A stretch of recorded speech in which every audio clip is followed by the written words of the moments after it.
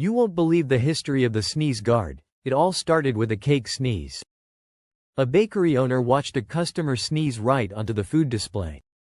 Invented in 1958 by Johnny Garneau, a restaurant owner in Pittsburgh.